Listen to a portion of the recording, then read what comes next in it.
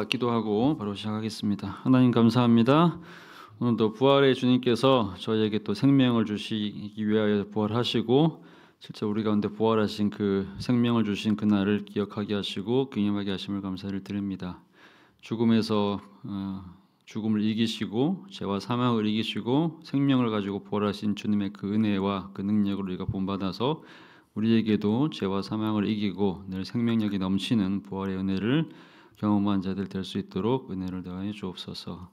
함께 또 공부하는 시간 가운데 함께 하시기를 소망합니다. 예수님 이름으로 기도합니다. 아멘. 함께 다시 만나뵙기 반갑습니다.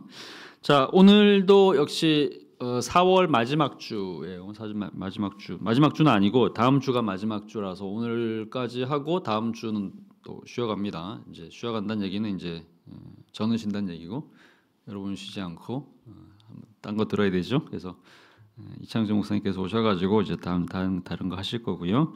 자, 그리고 이제 오늘 하고 이제 저는 이제 다음 주에 5월 초에 다시 만나겠습니다.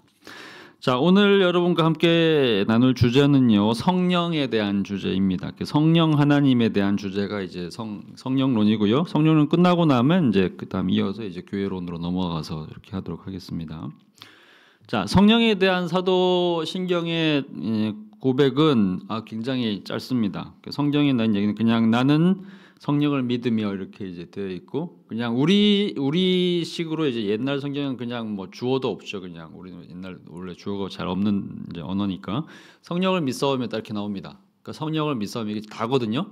그걸 이제 현대식으로 번역을 하면 나는 성령을 믿으며 이렇게 이제 나오죠. 그래서 딱 하나만 딱 나오는, 진짜 성령에 대해서 우리가 뭐 하나님에 대해서도 신에 대해서도 얘기를 많이 좀 했고, 특히 그리스도에 대해서는 진짜 많은 얘기를 했어요. 그래서 이제 우리가 지난주까지 봤던 것이 그리스도에 대해서 얘기를 하면서 그리스도의 이제 인격 얘기도 하고 사역 얘기도 나눠서 얘기를 했는데, 각각 주제가 뭐 7개씩 8개씩 막 돼가지고 사도신경 전체에서 제일 어려운 주제가 이제 기독론으로 끝났다는 얘기를 했던 거 기억하시죠? 자, 근데 이제 오늘 다룰 주제는 이제 삼일체 세 번째 주제가 성령인데, 성부, 성자, 성령이니까, 근데 성령에 대해서는 거의 나온 얘기가 없죠. 성령을 믿사오며 딱 이게 다란 얘기죠. 근데 사실 이제 그런 점에서 이제 사실 거의 아무것도 얘기 안 하는 것처럼 보이는데, 그렇기 때문에 이제 이 주제를 설명을 하려면 그냥 사도신경만 가지고는 도무지 설명이 안 됩니다. 왜냐하면 그냥 성령을 믿사오며 이게 다니까. 그래서 이제 약간 좀 비교를 할 수 있는 뭔가 이렇게 그 비교 대상이 되는 다른 신앙 고백사가 좀 필요하죠. 자, 그래서 이제 비교를 하려고 제가 갖고 온 것이 이제 뭐냐면요, 오른쪽에 있는 겁니다. 니케아 콘스탄티노플 신앙 고백서 시행경이라고 하는 겁니다. 초기 이제 제가 그 서론 얘기하면서 이제 배경 얘기하면서 설명을 좀 했지만, 사도신경은 8세기, 9세기에 만들어진 거죠. 그러니까 우리가 지금 매주 예배 고백하고는 있지만 예수님보다도 거의 800년 정도 뒤에 만들어진 고백서이기 때문에 상대적으로 역사가 좀 짧은 겁니다. 자, 그런데 이제 그 오른쪽에 나오는 니케아 콘스탄티노플 신앙 고백서는 4세기에 만들어졌어요. 325년에 니케아 고백서가 만들어지고 381년에 콘스탄티노플이 이제 만들어지면서 두 개가 합쳐진 거예요. 그래서 이제 4세기에 만들어진 거라서 시기적으로는 사도신경보다도 이제 한 400년 정도가 좀 앞서 있는 고백서이죠. 근데 사실은 좀 더 이제 정교하게 설명을 하고 있는 구절이기 때문에, 그럼 도대체 우리는 왜 그러면 니케아 콘스탄티노플 대신에 사도신경을 고백을 하는 거냐? 그러니까 쉽게 말하면 이제 한마디로 말해서 사도신경은 서방 교회에서 만든 신앙 고백서라서 그렇습니다. 그러니까 이제 무슨 얘기냐면 이제 원래는 교회가 하나였는데 교회가 이제 두 개로 갈라집니다. 하나가 이제 서방 가톨릭 교회랑 동방 정교회. 근데 우리는 나중에 종교개혁 시대에 서방 가톨릭 교회에서 분리되어서 종교개혁이 탄생했죠. 그래서 이제 개신교가 온 거기 때문에 우리는 이제 소위 이제 아주 뿌리를 거슬러 올라가면 서방 가톨릭 교회, 그 전에 이제 분열되기 이전에 이제 통합된 교회 이렇게 있었던 거라는 얘기죠. 그러니까 이제 우리는 이제 가톨릭 교회에서 오랫동안 사용해 왔던 사도신경을 지금 고백을 하고 있다는 거를 이제 말씀을 드리는 거죠. 자, 그래서 어쨌든 간에 이제 사도신경 굉장히 짧은데 그걸 비교하면서 좀 보겠습니다. 자, 밑에 있는 내용입니다. 자, 사도신경하고 니케아 콘스탄티노플 신경의 성령론을 좀 비교를 해보면 사도신경을 이렇게 설명할 수 있을 것 같아요. 일단 딱 보면 아무것도 없네 이렇게 설명할 수 있죠. 거의 아무것도 설명하지 않는 단순한 고백문처럼 보인다라는 편견을 또는 이제 선입견을 사실 유발할 수 있습니다. 왜냐하면 내용이 없잖아요. 성령을 믿는다고 하는데 예를 들면 우리가 성부를 믿사오며 성자를 믿사오며 성령을 믿사오며 이렇게 끝나는 게 아니고 성부에 대해서는 천지를 창조하신 분이다 그러고 하나님 한 분 하나님이라 그러고 그다음에 이런 얘기도 쭉 하고 그다음에 성자에 대해서는 진짜 너무너무 많은 얘기를 했죠. 근데 그 비율에 비하면 성령에 대해서 진짜 아무 얘기도 안 하는 거니까 그러면 서방 교회는 소위 가톨릭 교회랑 그 계승하고 있는 소위 개신교 전통에서는 성령을 완전히 무시하는 거 아닌 건가? 성령에 대해서는 아무것도 모르는 거 아닌 건가?라는 오해를 유발할 수가 있죠. 자, 그래서 실제로 이제 어떤 일이 일단 있었냐면 교회 역사 속에서 서방 교회 전통에서는 그러니까 가톨릭 교회하고 우리 개신교 전통에서는 성령을 전혀 관심을 가지지 않는구나. 그러니까 성령에 대해서 아무것도 모르는구나라고 생각하는 사람들이 실제로 있었습니다. 자, 그래서 이제 어떤 일이 벌어졌느냐? 20세기에 여러분들이 아마 오순절 운동이라고 뭐 들어본 적 있을 겁니다. 오순절 운동의 핵심 이제 주제가 뭐냐면 1906년 7년인데요. 5년, 6년, 7년 그 어간인 건데 오순절 성령 강림 사건이라고 있죠. 그게 이제 사도행전 2장에 나오는 교회의 첫 번째 탄생하는 사건인 건데 그때 이제 교회가 탄생하기 위해서 일어난 제일 중요한 일이 이제 성령의 강림이 있었죠. 그러니까 예수님의 제자들이 예수님이 이제 승천해서 올라가고 나니까 이제 그냥 힘을 다 잃어버린 상태인 거죠. 자, 그런 상태에서 예수님이 이제 보혜사 성령을 이제 보내신다고 약속하고 이제 가니까 모여가지고 이제 마가의 다락방이라고 일반적으로 알려져 있는 그 다락방에서 이제 기도를 하기 시작합니다. 근데 그때 이제 성령께서 임하시면서 이제 어떤 일이 벌어지냐면 방언이 터졌다는 얘기 나오죠. 그래서 이제 불의 혀 같은 방언 모양으로 불이 이제 혀로 임하고 그래서 이제 그때 이후에 그때 모여있던 사람들이 기도했던 사람들이 나가가지고 그때 모여있던 오순절이니까 이제 이런 거죠. 그러니까 이제 유대인 전통에서는 기본적으로 일단 예루살렘에 이제 남자들이 1년에 3번 정도를 이제 와서 일종의 성주 순례를 지금 마치 무슬림들이 메이카에 가가지고 성주 순례하는 것처럼 죽을 때까지 평생에 한두 번은 최소한 한두 번은 와서 이렇게 일종의 성지 순례하는 그런 의무사항 같은 것들이 있단 말이죠. 그러니까 신실한 유대인이라고 하면 이미 이스라엘이 멸망당한 지 600년, 700년 됐음에도 불구하고 그 전통을 신실하게 지키는 것이 이제 유대인 전통이죠. 그러다 보니까 6월절에 오든지 아니면 오순절에 오든지 장막절에 오든지 어쨌든 1년에 3번에 있는 큰 절기 가운데서 한 번 정도만 이제 오면 되는 거죠. 근데 그때 이제 그날이 오순절이었는데 그때 이제 사람들이 말하자면 이제 전 세계에 있는 유대인들이 이제 모인 겁니다. 근데 그때 사람들이 이제 방언 받은 사람들이 나와가지고, 근데 그때 말하던 방언은 그냥 우리가 지금 얘기하는 뭐 기도할 때 뭐 이렇게 뭐 소위 천상의 언어로 하는 그런 방언 말고 실제 이제 일종의 외국어였던 것 같아요. 그래서 일단 현지에 나와가지고 수많은 이제 여러 지역에서 왔으니까 유대인들이라고 하더라도 600년, 700년 동안 다른 나라에 살다 보면 자기네 나라 말 원래 언어 다 잃어버리고 현지 언어밖에 못할 거 아닙니까? 그 현지 언어들, 뭐 페르시아어라든지 뭐 그 라틴어라든지 그리스어라든지 수많은 언어들을 이제 막 하면서 이제 복음 전파를 시작을 하는 거죠. 그때 이제 사람들이 막 예수를 엄청나게 많이 믿었다. 그러고 나서 또 베드로가 또 이제 설교를 막 했더니 그때 막 3,000명이 예수 믿었다. 뭐 이런 얘기 막 나오잖아요. 그게 오순절 강림 사건이란 말이죠. 그러니까 그때 있었던 그 오순절 강림 사건의 핵심은 이제 성령의 강림이죠.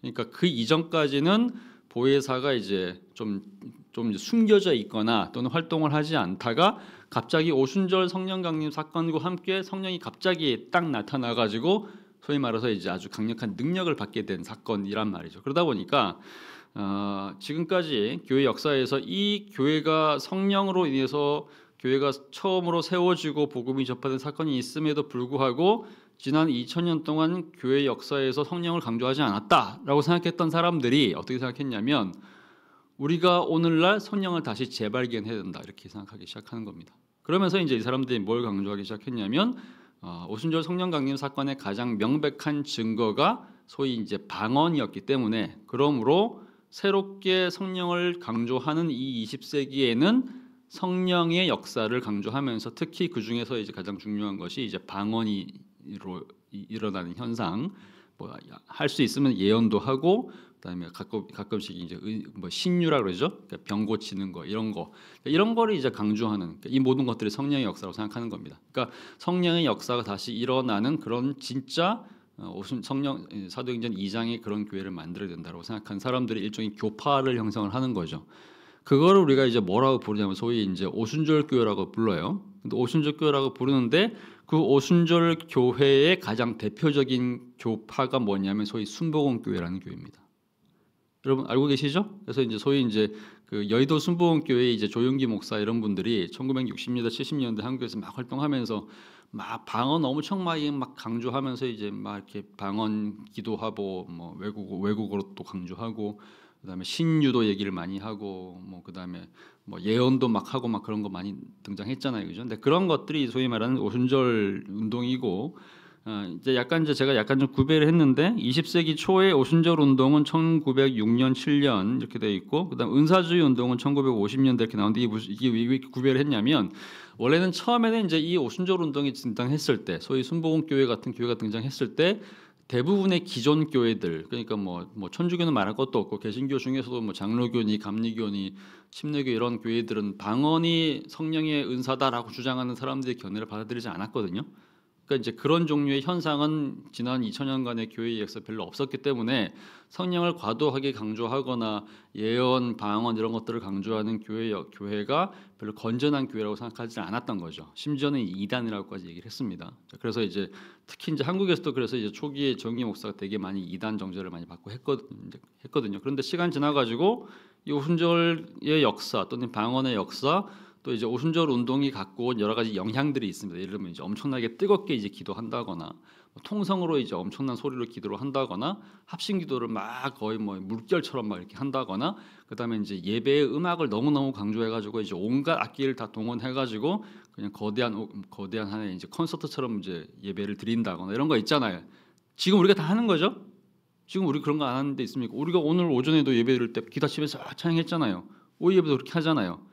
근데 원래는 그런 것들을 1907년 이전에는 전적이 어느 교회도 안 했다는 겁니다. 근데 그런 것들이 이제 처음 도입된 게 1907년대 정도였고, 그다음에 이제 한국 교회 같은 경우는 여의도 순복음 교회가 1960년대 이후에 그런 걸 하면서 그게 도입이 된 겁니다.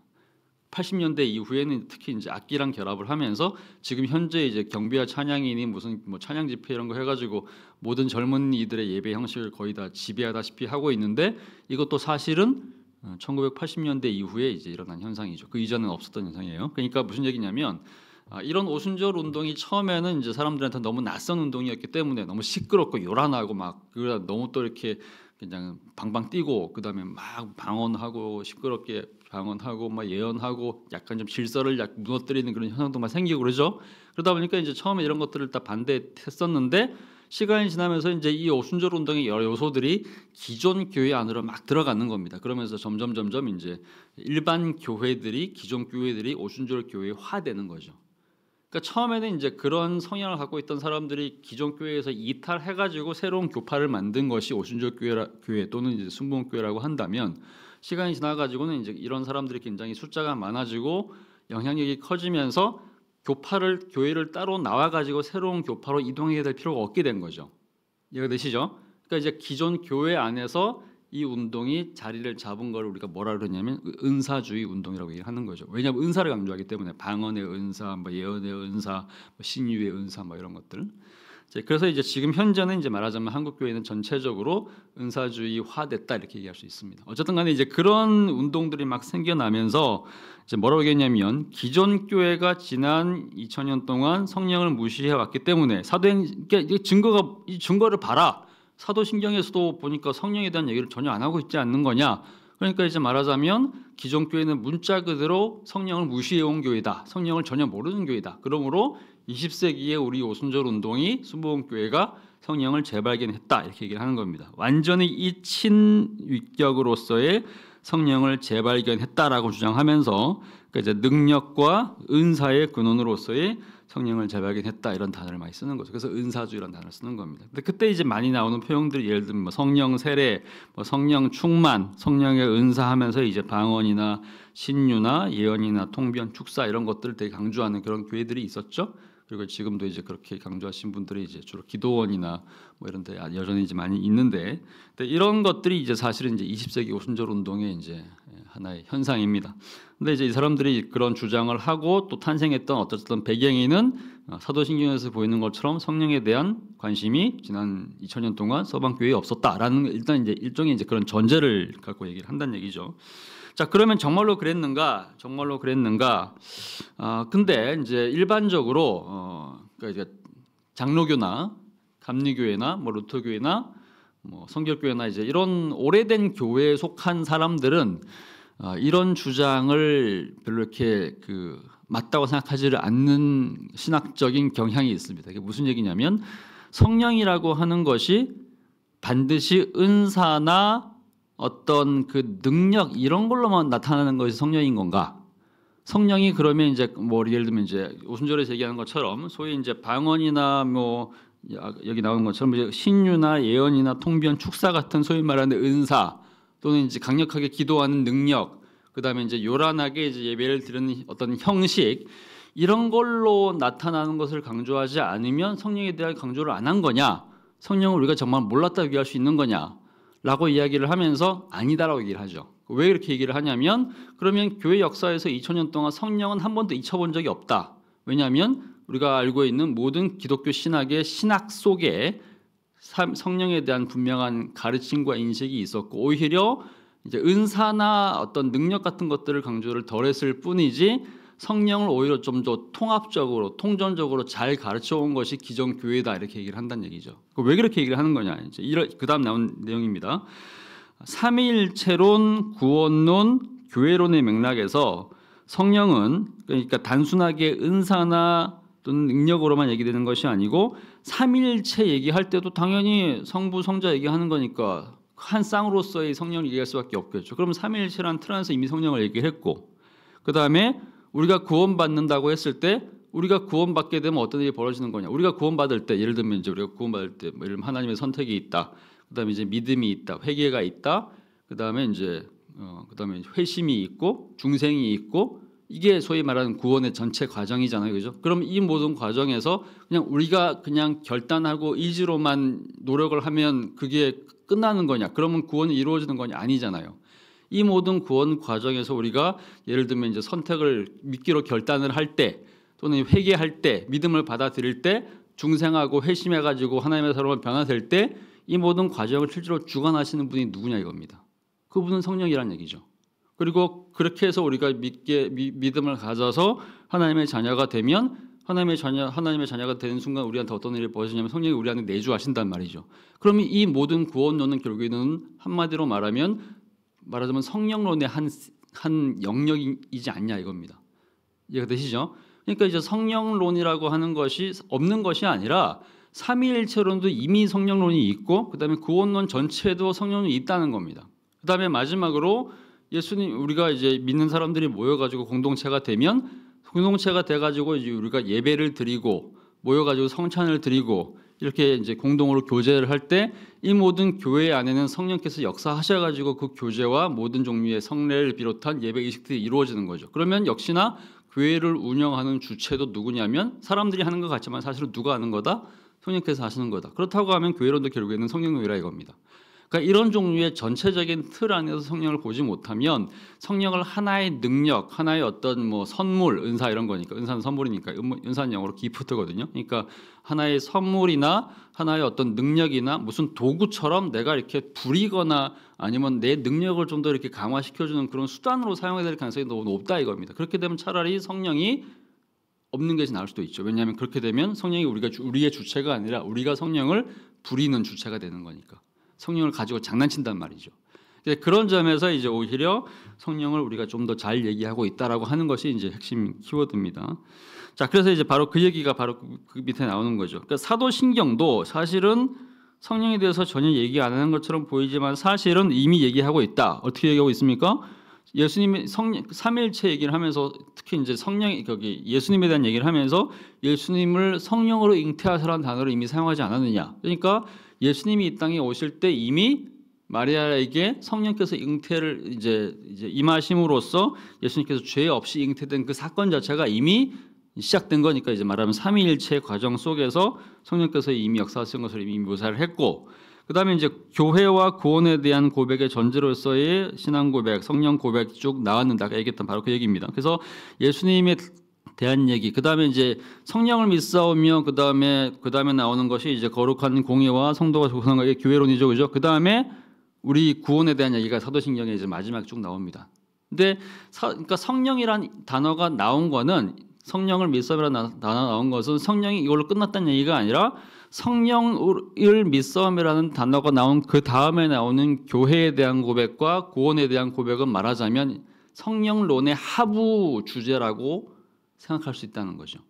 그러니까 그런 점에서 이제 결국에는 성령론이라는 큰 주제 하에서 교회론과 구원론이 작동하는 거라고 한다면 오히려 사도신경도 사실은 좀 더 충분하게 이렇게 생각하는 것 이상으로 충분하게 성령론을 이야기하는 그런 구조의 문서다라고 얘기할 수 있다는 거죠. 그러니까 한마디로 말하면 성령은 말하자면 일종의 아치입니다. 아치. 그러니까 이 건물이 이렇게 생긴 아치가 뭔지 아시죠? 그러니까 이제 우리는 그냥 이렇게 사각 형태의 문이지만 유럽에 있는 많은 교회들이나 이제 오래된 건물들 또 전통적인 건물들을 보면 일종의 아치 형태로 돼 있잖아, 그죠? 그러니까 이제 그 아치로 들어가면 그 밑에 있는 모든 하부 조직을 말하자면 아치 안에 이제 들어가는 거죠, 그죠? 그러니까 말하자면 성령은 일종의 아치인 것이고, 그다음에 구원론과 교회론의 모든 주제들 하나하나들은 전부 다 사실은 성령론이라는 아치 밑에 있는 거랑 마찬가지라는 얘기. 그러니까 사도신경 구조도 이제 말하자면 이제 우리가 성령을 믿사오이라고 고백했을 때 이로 끝나는 것이 아니라 성령을 믿사오이라는 고백 다음에 나오는 모든 고백들은 사실상 성령의 고백의 일종의 하우 주제다 이렇게 설명할 수 있다라고 이제 얘기를 하는 겁니다. 자, 이렇게 해서 어쨌든 그런 점에서 이제 사도신경은 굉장히 풍성한 신앙 고백이다라고 일단 얘기할 수 있을 것 같고요. 이제 성령과 관련해 가지고 자, 그러면 이제 어쨌든 그렇다고 하더라도 사도신경에는 성령을 믿사오이라는 고백이 딱 하나밖에 안 나오는 거니까 이제 비교해서 우리가 보았던 니케아 콘스탄티노플 신경을 이제 비교해 보면서 그러면 이제 성령에 대해서 우리가 고백할 수 있는 고백은 도대체 뭐가 있을까? 이걸 좀 이제 비교해서 좀 보겠습니다. 자, 니케아 콘스탄티노플 신경 오른쪽에 있습니다. 이제 표를 보시면 이제 위에 있는 겁니다. 주님이시며 생명을 주시는 성령을 믿나니 표로 나오죠. 성령은 성부와 성자로부터 나오시며 그 다음에 성부와 성자로 더불어 같은 경배의 영광을 받으시며 예언자들을 통하여 말씀하셨나이다 이렇게 되어 있습니다. 그러니까 크게 이제 항목이 5가지인 것 같아요. 주님이시며 생명을 주시는 성령이고 그 다음에 성부와 성자로부터 나오고 성부와 성자로 더불어 같은 경배와 영광을 받으시고 예언자들을 통해 말씀하셨다. 5가지 있는 거죠, 그죠? 그러니까 이게 말하자면 이제 사도신경에 나오는 성령을 믿사오이라는 고백에 대한 니케아 콘스탄티노플의 해설이라고 생각하시면 좋겠습니다. 자, 그럼 하나씩 좀 보겠습니다. 일단 배경입니다. 성부 성자의 관계와 마찬가지로 성부와 성령의 관계를 피조물과 열등과 종속의 관계로 보는 것에 대해서 반대하는 선언적인 문구들이다. 그러니까 일단 맥락 자체가 이제 니케아 콘스탄티노플 신경은 일단 니케아 신조 자체가 처음에 이제 성자와 성부와의 관계를 설명할 때 시작됐던 문구이기 때문에 성령도 이제 그런 맥락에서 이제 진행된다는 겁니다. 이미 설명했기 때문에 따로 설명하지는 않겠습니다. 자, 그래서 이제 일단 보겠습니다. 성령은 주님이시다라는 것도 볼게요. 자, 성령은 주님이시며 니케아 콘스탄티노플의 첫 번째 구절이 주님이시며라는 얘기가 나왔던 거 기억하시죠? 그러니까 성령은 주님이시다. 그러니까 무슨 얘기냐? 성부도 주님이시고 성자도 주님이시고 그 다음에 성령도 주님이시다 이렇게 얘기하는 겁니다. 우리가 예수님을 고백할 때 크게 우리는 2가지로 고백을 하는 겁니다. 하나는 뭐와 고백하는 거죠? 우리가 예수님을 믿는다 이렇게 얘기할 때 도대체 예수님을 뭘로 고백한다는 얘기죠? 뭘로 믿는다는 얘기죠? 뭐죠?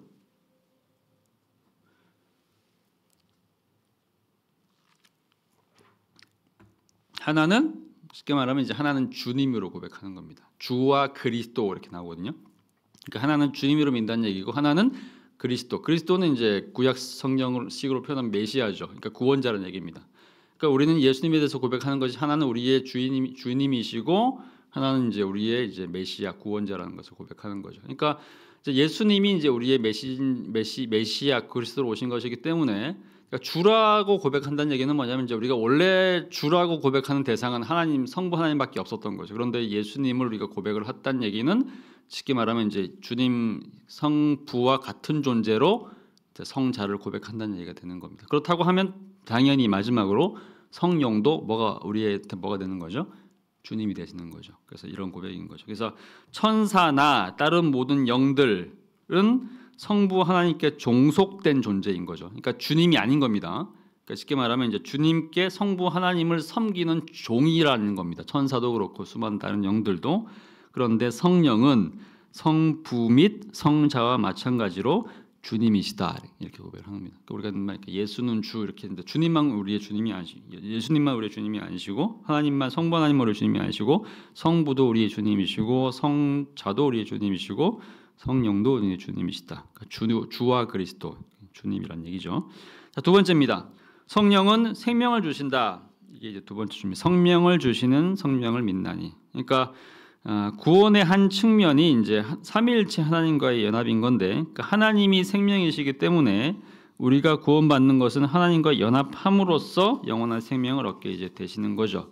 자, 그런데 이제 그 생명을 주시는 가장 구체적인, 그러니까 우리가 당연히 이제 죽음으로부터 예수님을 믿음으로써 소위 생명을 얻게 되는 것인데, 그죠? 그래서 구원받아 가지고 그리고 또 부활도 하게 되는 것이니까 생명을 얻게 되는 것인데, 그 생명을 주시는 분이 이제 성령이십니다. 그러니까 성부 하나님만 성령을 주시는 분, 성자 하나님만 생명을 주시는 분이 아니라 성령님도 우리에게 생명을 주시는 분이다. 그러니까 생명을 주시는 주권자이자 주체라고 하는 이제 아주 중요한 고백을 여기 하고 있다 이렇게 생각하시면 되겠습니다. 자, 그다음 거에 이제 이겁니다. 성령은 성부와 성자로부터 이제 나오신다. 이게 이제 굉장히 좀 어려운 표현이긴 한데 이제 좀 거슬러 좀 기억해 봅시다.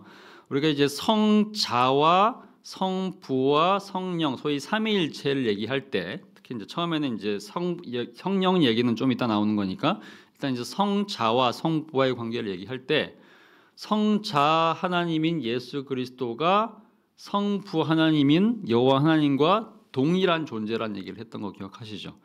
근데 이제 동일한 존재가 된다는 얘기는 이제 신성이란 얘기죠. 신성이란 주제에 있어서 둘의 차이가 없다 이런 얘기를 할 때 한 얘기였는데, 많은 이제 당시에 많은 또 신학자들이나 또는 유대교인들은 뭐라고 얘기했냐면 유일신 체제 하에서는 성부 하나님만이 유일한 신이시기 때문에 성자는 신이면 안 되는 거라는 얘기잖아요. 안 그러면 이제 신이 둘이 되고 막 그러는 거니까. 그래서 이제 성자를 하나님과 성부 하나님과 똑같은 신이 되지 않게 하기 위해서 어떤 이제 설명을 했냐면, 성자 하나님인 예수는 쉽게 말하면 이제 첫 번째로 만들어진 피조된 존재인 거다. 그러니까 우리가 알고 있는 창세기 1장에 나오는 천지 창조 이전에 사실상 가장 먼저 창조된 존재, 피조된 존재가 이제 예수다 이렇게 얘기했죠. 그래야지 소위 유일론이 이제 유지될 수 있는 거니까. 근데 그렇게 되면 이제 예수님은 피조물이 되어 버리는 것이고, 그러면 이제 완전한 구원자이자 주님이 될 수 없죠. 그래서 이제 설명한 개념이 예수는 탄생된, 소위 말하는 이제 이제 만들어진 피조된 존재가 아니라 태어나신 존재다. 그죠? 그러면서 썼던 표현이 독생자라는 표현을 썼던 거 기억하시죠? 태어났다. 그러니까 태어나는 존재라고 하면, 태어나는 존재는 이제 아버지와 아들 관계라는 얘기죠. 그런 관계라고 하면 일종의 DNA가 같다고 우리식으로 표현한다면 DNA가 같은 존재이기 때문에 피조된 존재가 아니니까 본질상 차이가 없다. 그죠? 그래서 이제 쓸 수 있는 표현, 성자에 대해서 쓸 수 있는 표현이 made 만들어졌다 또는 뭐 create 이런 식으로 이제 피조되었다 이렇게 쓰면 안 되고 born 태어났다 또는 이제 generate 유출되었다 뭐 이런 식으로 이제 나왔다는 얘기죠. 이런 표현을 써야지만 성부와 성자가 이제 같은 본질을 갖고 있다. 본질상 이제 성자가 성부보다 떨어지지 않는다는 걸 설명하는 방식이었다고 이렇게 제가 설명을 했어요. 자, 그와 마찬가지로 그렇다고 한다면 성령도 결국엔 누구한테서 만들어진 존재가 아닌 거죠, 그죠? 성자가 성부로부터 만들어진 존재가 아닌 것처럼, 피조된 존재가 아닌 것처럼 성령도 우리가 삼위일체를 얘기하려면 어떻게 해야 되겠죠?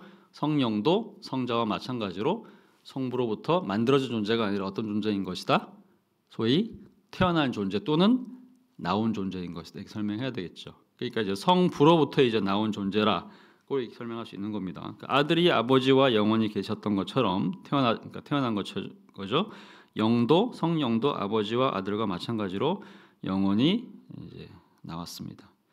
기본적인 표현은 이제 성령이 성부에게서 창조되지 않고 성부에게서 나왔다. 성자가 마찬가지죠. 성자가 성부에게서 창조되지 않고 성자로부터 나온 것처럼 성령도 마찬가지로 이제 성부에게서 창조되지 않고 성부로부터 나왔다. 그러니까 성령은 피조물이 아니다. 이게 이제 기본적인 이제 해설 방식입니다. 자, 그런데 이제 CF라고 이제 제가 필리오케라고 쓴 건 이건 뭐냐면 원래 니케아 신조하고 이제 3세기 4세기에 만들어진 니케아 신조 콘스탄티노플 신조에 이제 근거하면 원래 구절에는 성령이 어디로부터 나온다. 만들어진 게 아닌 거니까 이제 성령이 성부로부터 나오는 것처럼 성령도 성부로부터 나오는 거여야 되겠죠. 그래서 이제 성부로부터 나온다 이렇게 나와 있었어요. 근데 이제 나중에 뭐가 하나 더 추가되냐면 원래 니케아 신조에는 안 들어가 있었는데 나중에 이제 서방 교회에서 이제 유통되는, 그러니까 동방 말고요, 서방에서만 유통되는 이제 이 니케아 신조 안에 추가로 이제 단어 하나가 추가 들어갑니다. 그게 뭐냐, 필리오케라는 단어가 들어가요. 그게 무슨 얘기냐면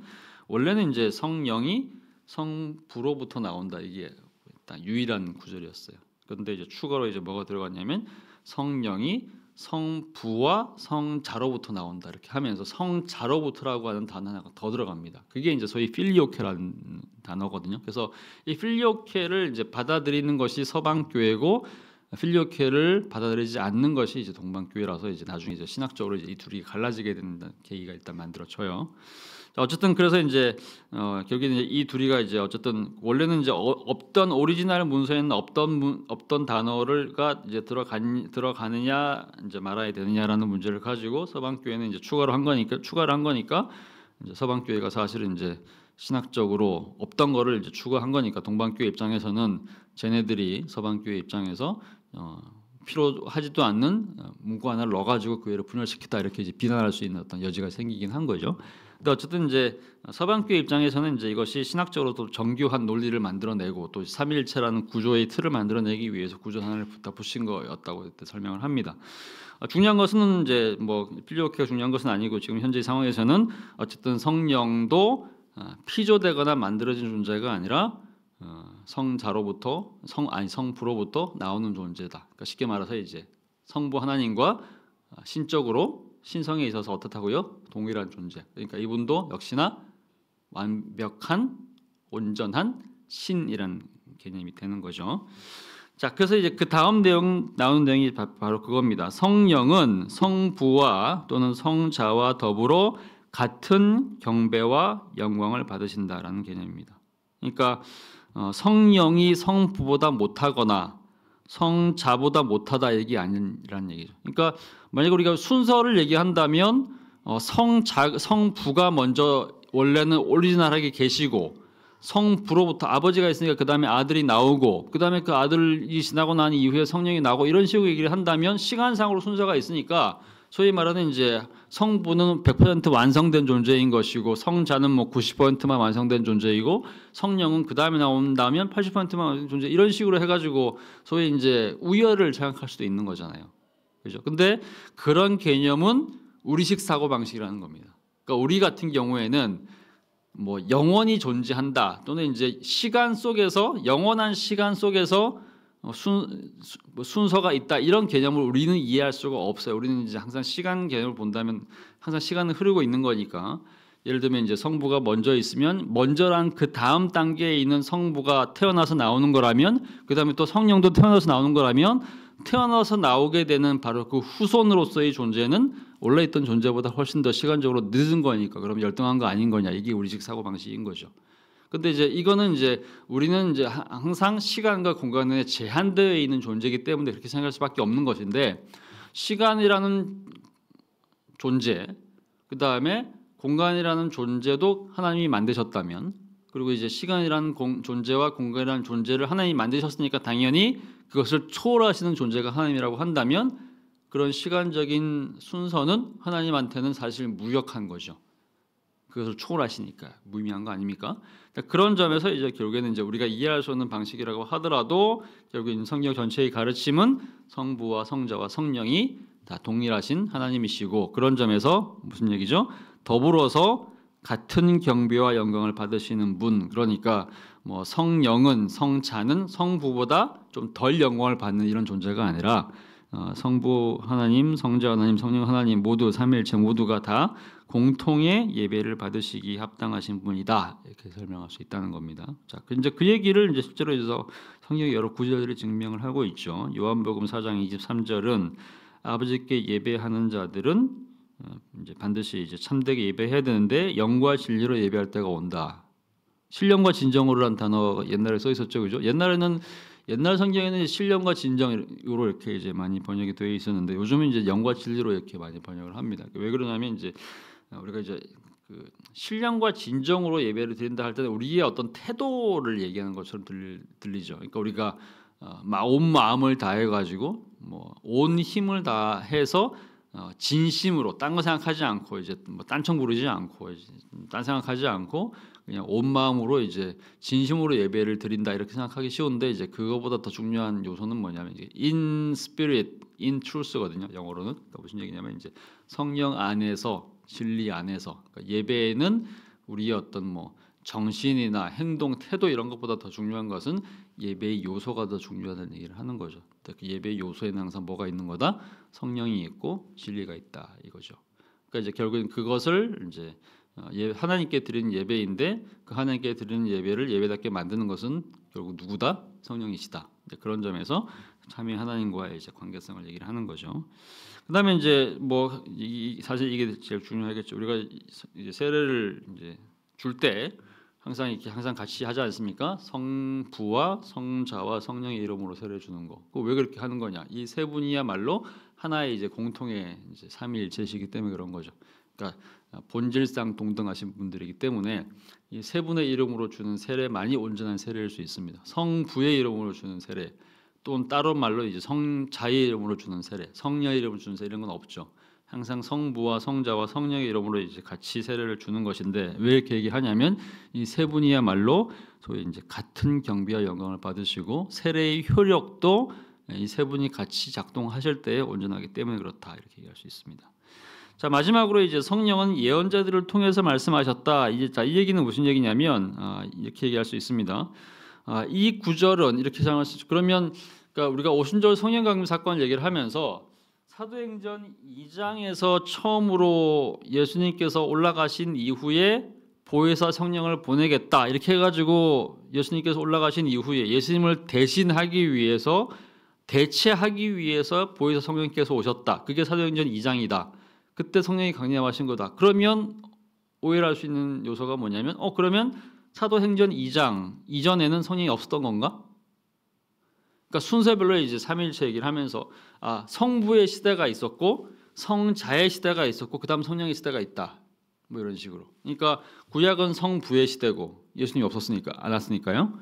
그다음에 신약 성경은 예수님의 시대고 성자의 시대고 그래서 이제 한 33년 정도만 딱 계셨다 이겁니다. 그다음에 성자께서 올라가시고 난 이후에 승천하시고 난 이후에 나 보혜사 보내줄게라고 올라가셨죠. 그다음에 사도행전 2장에 성령께서 오셨어요. 그러면 그때부터 성령의 시대다. 그러니까 우리는 지금 성령의 시대에 살고 있다. 이렇게 얘기를 해가지고 시대가 소위 세 개의 다른 시대가 있어가지고 이때는 성부만 있고 이때는 성자만 있고 이때는 성영만 있다. 이렇게 구별할 수 있는 거냐 이겁니다. 그게 구별할 수 있나요?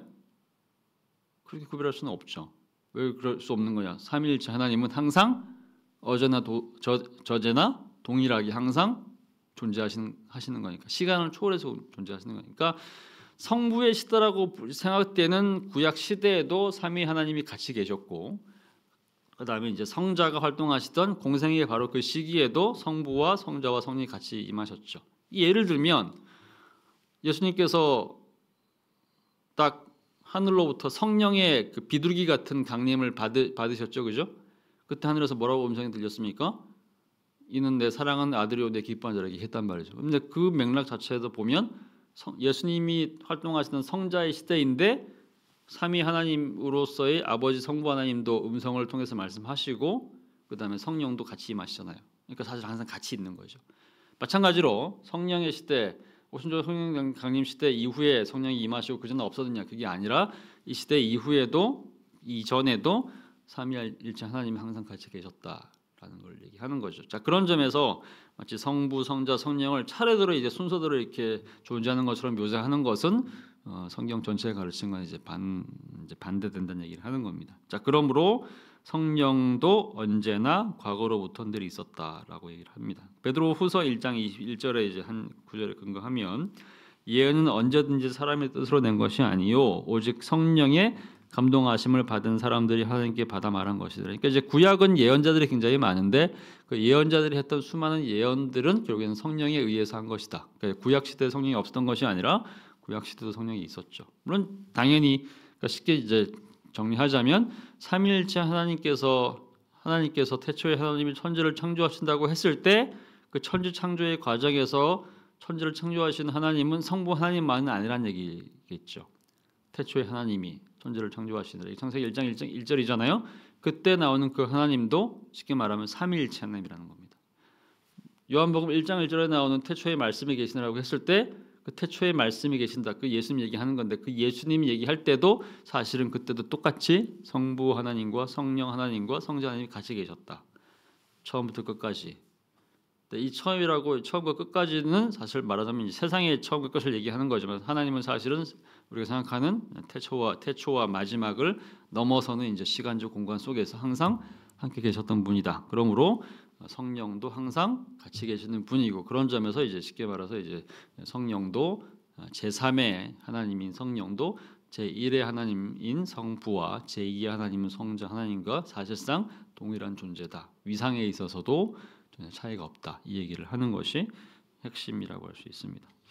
자, 그래서 이제 이런 종류의 해설에 따라서 이후에 이런 종류의 이해를 따라서 이제 그 개신교에서 나오는 문서 하나 이렇게 얘기를 합니다.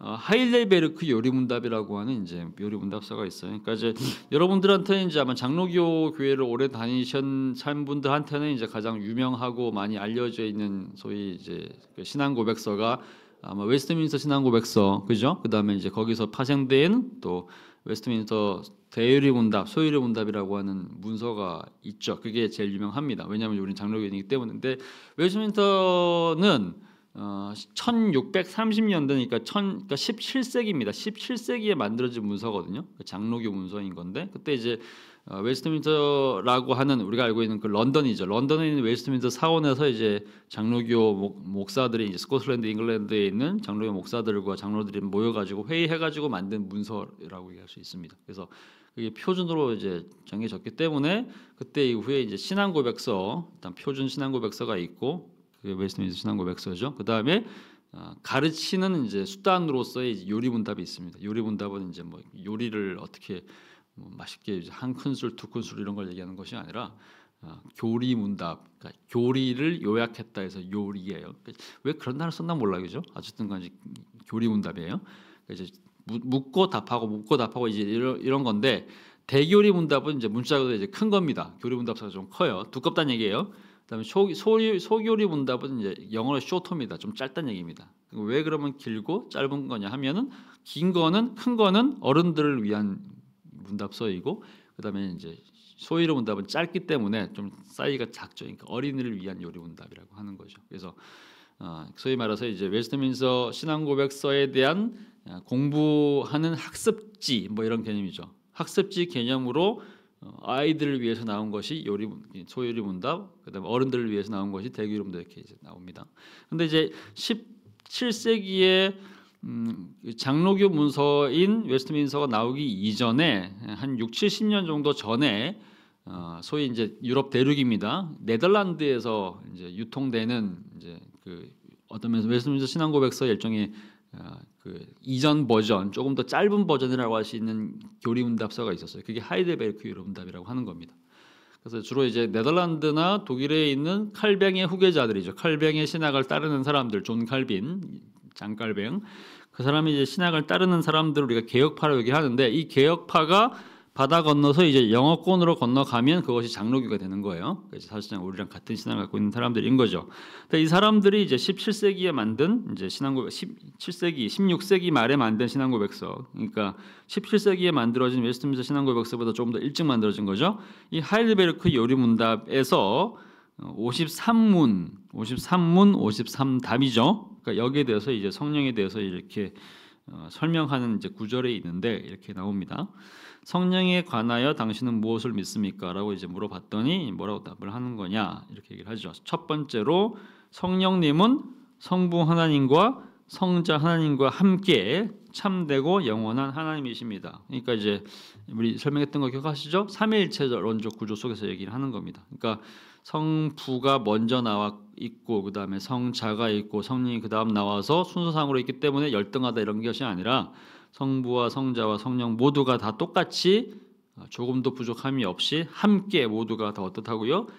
참되신 하나님이시고 진짜 하나님이라는 얘기죠. 가짜 하나님이 아니고 뭔가 좀 부족한 하나님이거나 덜 떨어진 하나님 이런 것이 아니라 똑같이 참된 하나님이다. 그리고 영원한 하나님이다. 이거 무슨 얘기냐면 영원은 시간 개념이거든요. 그 무슨 얘기냐면 이제 이분은 영원토록 존재하셨고 과거에도 현재에도 미래에도 영원히 존재하셨고 존재하시고 존재하실 그러니까 시간을 초월해서 계시는 하나님이시다 이런 얘기를 하는 겁니다. 두 번째, 자 성령님은 또한 나에게도 주어졌습니다.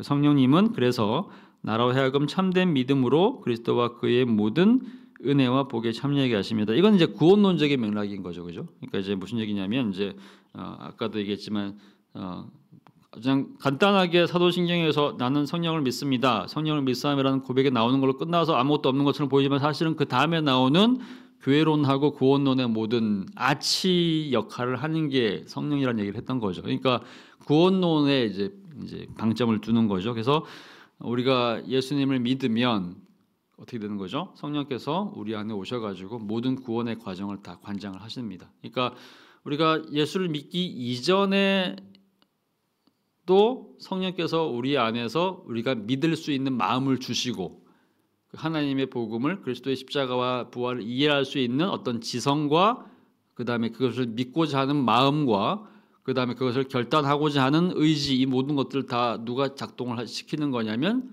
성령께서 작동을 시키는 거죠. 미리. 그 다음에 우리가 믿는 순간 믿음을 갖게 될 때 그 다음에 죄를 회개하게 될 때 그래서 마음을 바꾸고 회심하게 되고 그 다음에 이제 거듭나서 중생하게 될 때 그 모든 과정도 결국에는 이제 누가 하시는 거죠? 현재적 과정도 누가 하는 거냐면 성령께서 하시는 겁니다. 죽거나 하시는 거죠. 그 다음에 이것은 이제 순간적으로 이제 단번에 이루어지는 일이라고 한다면 그 이후에 지속적으로 이루어지는 소위 성화라는 과정이 있죠. 그죠? 그래서 예수를 한번 믿는 걸로 끝나는 것이 아니라 우리는 지속적으로 이제 소위 말하는 이제 구원을 이루어가면서 거룩해져 가는 건데 주님을 좀 더 닮아가는 거죠. 이 모든 과정이 성화의 과정은 이 프로세스입니다. 그냥 한 번에 일어나는 것이 아니고요. 이 프로세스의 과정도 결국엔 누가 이루어 가시는 거냐? 성화를 이루어 가시는 건 당연히 성령이겠죠.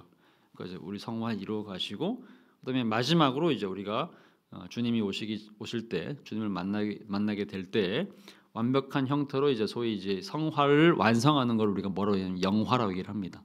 그 영화의 과정에서도 누가 작동을 하시는 거냐면 성령께서 작동하시는 거죠. 그러니까 이제 우리의 구원의 모든 이전 과정, 그다음에 이제 한번 이루어지는 과정, 그러니까 이룬 과정, 그다음에 이루어지고 있는 성화 과정, 그다음에 앞으로 완성될 영화 과정, 이 모든 과정 전체를 다 누가 주도하시는 거냐? 성령께서 주도하시죠. 어디에서?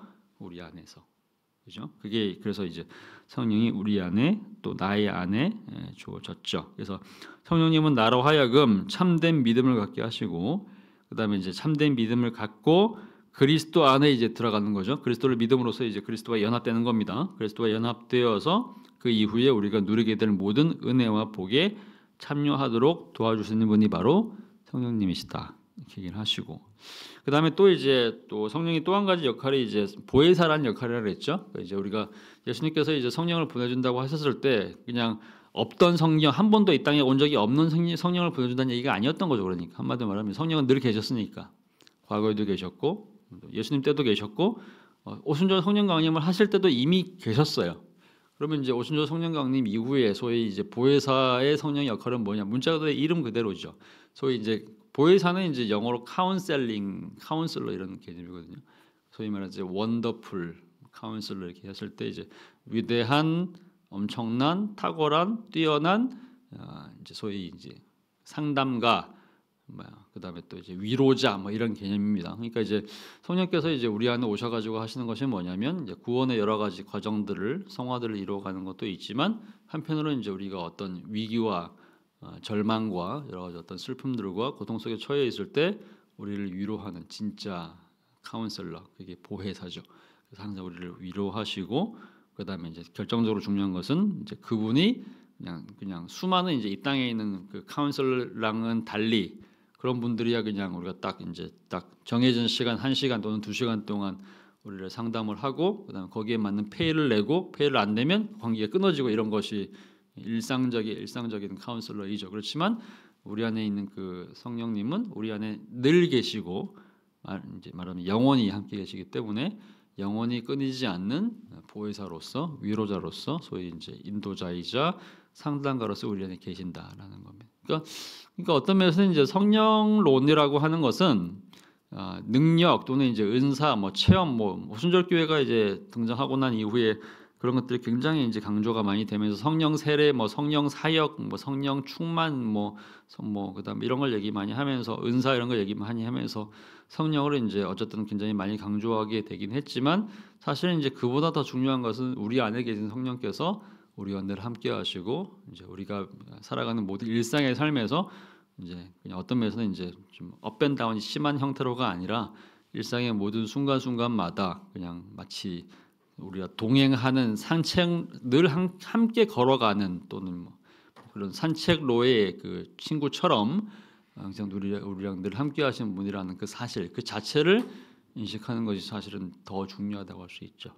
성령님은 그런 점에서 특별한 능력이나 특별한 어떤 뭐 때에만 오는 것이 아니라 늘 거기에 계시면서 늘 함께하시는 하나님, 그죠? 하늘에 있는 그러니까 우리 성부 하나님이 너무 멀리 있는 것처럼 느껴지고 성자 하나님은 오셨다 이미 가셨던 것처럼 느껴지지만 사실은 이제 지금 현재 우리랑 늘 함께하시면서 성부와 성자의 모든 능력을 우리와 함께 공유하시면서 우리와 함께하시고 이제 우리를 인도하시는 분 그분은 바로 성령님이시다 이렇게 생각하시면 제일 사실 이제 이해가 하기 쉽겠죠. 자, 그래서 이제 오늘은 여기까지 하겠습니다. 그래서 이제 2페이지에 나오는 성령 이해까지를 오늘 해서 마무리했고요.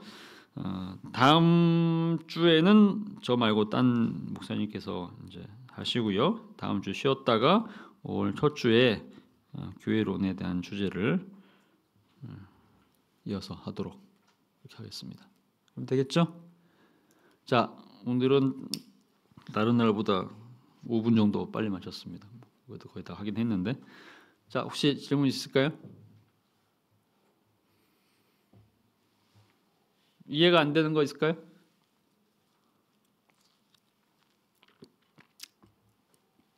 뭐 하여튼 뭐 올해 1월 시작할 때부터 이제 하도 뭐 너무 많은 얘기들을 들어가지고 내가 이해가 되는지 안 되는지 사실 잘 모르겠죠. 자 어쨌든 이제 그렇지만 이제 여러분들이 막 그 설교나 뭐 예배나 성경 공부 통해 가지고 단편적으로 들었던 수많은 이야기들이 이제 어떤 면에서 약간 좀 통합되거나 좀 체계화되는 그런 느낌은 아마 좀 받을 수 있을 것 같습니다. 자 여기까지 하고 마무리하겠습니다. 다음 주에 뵙겠습니다. 수고했습니다. 네.